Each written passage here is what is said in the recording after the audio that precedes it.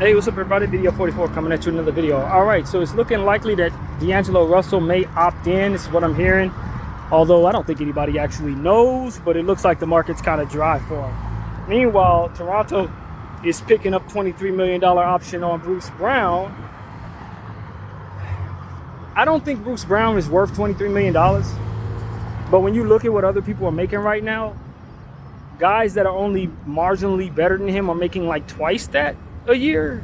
I'm talking about OG Anunoby making like almost $50 million a year. It's just, it gets to a point where it's like what you thought you knew is not what you know now when it comes to whether or not you got to pay top dollar for one of these dudes that are role players.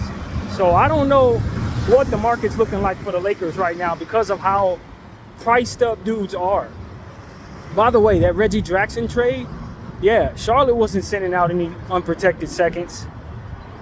The Nuggets were attaching unprotected seconds so that the Charlotte Hornets would take the contract to salary dump this thing. So that created, I'd imagine that created space for them to fully take care of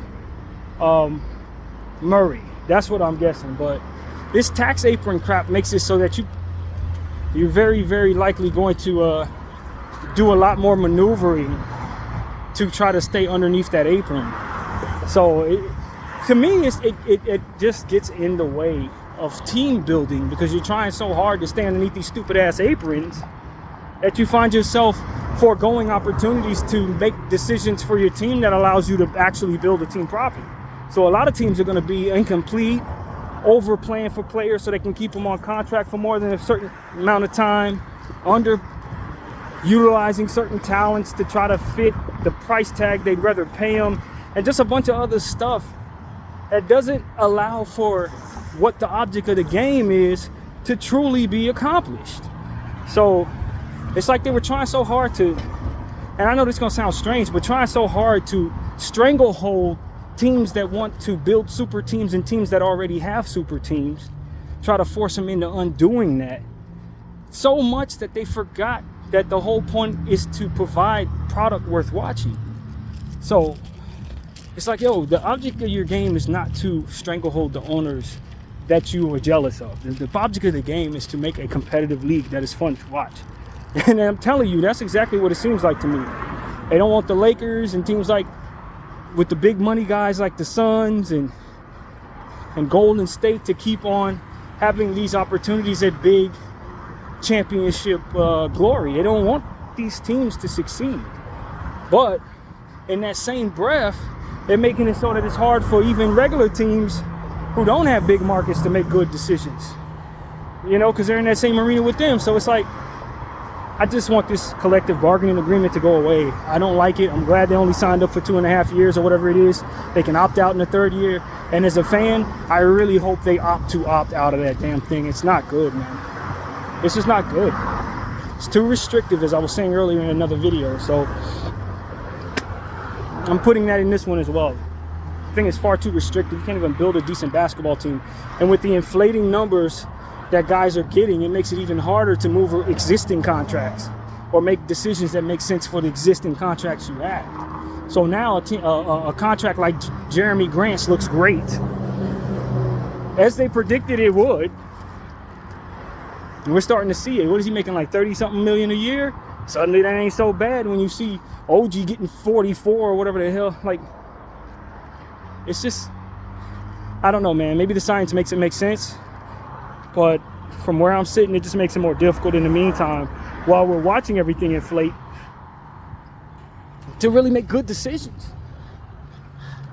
Because the salary cap is so restrictive, but the players are making more money. So you got to give more of the cap to regular guys to keep up with the market. Or you got to hold on to players that ain't no good because you can't move them. You know what I mean? Things have already been done that make it restrictive in regards to certain teams giving away their picks and other teams having so many of them so they're not inclined to really do anything. You know what I mean? A team like OKC ain't going to come off half of them damn picks. Utah ain't coming off all those picks.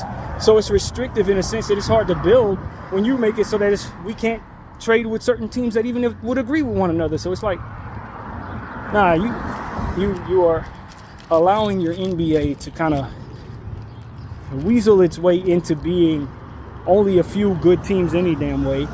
And all of the young talent that you have coming into the league gonna be playing for Utah, OKC. It's like that's what the NBA Finals gonna be 5, 6, 7 years from now. Just those two teams every year because of the stuff that they're trying to do in regards to restricting the Lakers and all these different teams that they, as I said, are jealous of. They don't want these teams to succeed. But they're making it so that the product that they're gonna be likely having, their best product, is gonna be in small markets, and those players aren't gonna wanna stay in those small markets. So it's just gonna get weird after a while. And you could throw $400 million at a guy to keep him in Oklahoma, but eventually he's just gonna wanna get the hell out of there. So that's kind of what it really comes down to, man. I think they need to go back to the drawing board, look at everything they've learned in regards to how restrictive it is right now for all these teams that want to make simple trades and make it hard to do so, and make it easy to make trades again. Make trades easy again, seriously. So that's what I'm asking for as a fan. I don't particularly think this is good product, man. I don't think it's a good product, and it shows in the playoffs. You look at the Eastern Conference, all the teams are either depleted or hurt, but they still making it far. You look in the Western Conference, and teams are making decisions that break up long-standing situations, like the Golden State Warriors. They can't even afford to keep their team together, can't afford to take care of Clay. Not that I would, because he's not performing, but like even if I wanted to, in this climate, it's not in your best interest to do that. It's just, I don't know, man, too restrictive. But anyway, from what I understand, moving on, the Lakers are interested in possibly adding Dwayne Casey to the coaching staff, which I think is a very good idea. Anybody that has real coaching experience is qualified for JJ's coaching staff, put it like that. A guy like Dwayne Casey won Coach of the Year right before being fired with the Toronto Raptors, but he won Coach of the Year, had some solid years with Detroit. He's been around for a long time. I think he would be very, very, very helpful in putting together things for JJ Redick that maybe Jay don't know how to do. You know, helping arrange practices and stuff like that. I think JJ's specialty is basketball related stuff. On the court, X's and O's, drawing up plays. That's where I think his specialty is. Some of the other scheduling stuff, he's gonna really need to sit down with some people and probably, I'm not certain of this, but probably learn some of that and how to arrange it. And certain stuff about managing egos and managing personalities. He's gonna need some other guys that are gonna help him with that rhythm of timeout, stuff like that. Who knows how good he actually is at that kind of stuff right now. So I kind of want JJ to have less responsibilities than Darvin Ham was forced to have. Delegate more of that stuff to different people. And so that's my point of view. I kind of just want to see JJ do what JJ does, man. I want to see all of JJ's strengths on display and none of his weaknesses, if at all possible. Meaning bringing in everybody who could take care of the stuff that he may not be very good at or know how to do. So if we do that, I think we'll be in good shape. Super excited about the players that the Lakers have brought in, ready for Summer League. I think Summer League is midway through July, so it's fastly approaching very soon. So we'll have a great idea what types of players they're bringing in. There's a guy by the name of East that I got to do homework on. I haven't seen anything from him. And another player as well. I don't remember exactly his name, but gotta do some homework on some of these prospects that we've been signing. I believe I saw 4 names, 2 of which, of course, we talked about last night. Very excited about. The other dude is East, and the other guy unknown for me. But scouts are doing their thing in the undrafted pool, man. I still haven't seen Trenton Flowers sign anywhere, man. I would love for him to be a part of what we're doing. And if we find he ain't no good, then we can cut him. But I do want to be the team that has him. Hopefully the Lakers see things my way, because that is an athlete, a pure athlete, man. I can't stress it enough. Trenton Flowers, I probably would have drafted him in the back of the second round. But you know, there was a lot of guys that didn't get drafted, good ones too.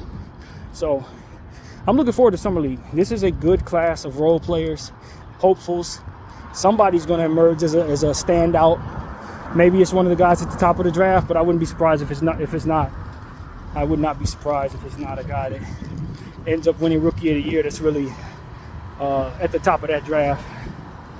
But Very excited about Rob Dillingham, like most people are. I just think that, as I said in a video, I don't know if it might have been one of the videos I decided to delete simply because it had outdated, but I think it was one of those videos. But I did say on this camera that I thought it would be a team in this draft that would come out of nowhere, who didn't exactly have a high pick, and then probably dig into this draft and get one of the more prominent players because they fit their situation. I figured it might be Brooklyn or the Clippers or Golden State, but it turned out to be Minnesota.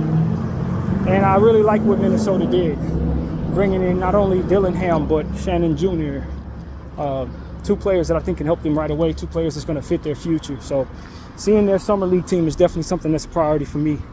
I'm actually curious about Cleveland too, because not only did they pick up one of my favorite guys, Jalen Tyson, they picked up another guy that I'm interested in DJ Burns. DJ Burns is a problem, man. That's a big boy. And I'm also curious to see about the Utah Jazz as well. I think they're going to be loaded. Obviously, they got Filipowski. Obviously, they got Collier, Williams, and then, of course, guys that they're carrying over from last year, Sensabaugh, George. I don't know if George will play. He's probably past that at this point, but you never know.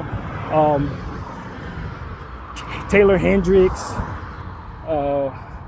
Of course, Kenny Lofton, who's lost a lot of weight. Excited to see if he can finally get the respect he deserves in this league, finally. As a player who should be on a big league. He's always killing it in the smaller circuits. And I think they used his chubbiness against him, but he lost a lot of that weight. So I would look out for that dude. If the Utah Jazz waive him, the Lakers need to go ahead and put him on the team, man. Put that dude on the team too. So these are just things I'm looking forward to, man. I think some of these teams are going to be very, very exciting in the summer league. And sometimes just teams that don't have highly touted prospects that ultimately come together to make a good unit. Assistant coach shines or something like that, puts them in great positions in the summer league. But I think it's going to be fun either way. You got Bronny James. I'm certain he's going to play in the summer league. I'm certain of that. So it should be fun, man. I think the Lakers got a hell of a team personally. But there's some other ones too. Philadelphia, I'd love to see what Adam Bona is going to do with the Philadelphia 76ers. Obviously Atlanta with Risa Shea and Jursic. I think those Atlanta really did well, man. I know people were kind of upset at them for not taking Sarr, but getting Jursic in the second round, that was a winner. That was a winner right there, man. And a few other teams too, man. I'm excited to see what Memphis's scouts have put together, because I don't really know who all they got besides Edey, but I'm damn sure that they did some good things. That's just who they are. And San Antonio, of course, with Castle. So it's going to be a good summer league, man. Very excited about it. But it's pretty much what I got to say, man. I need to get inside, turn on this air conditioning. BDL44. Thank y'all for watching.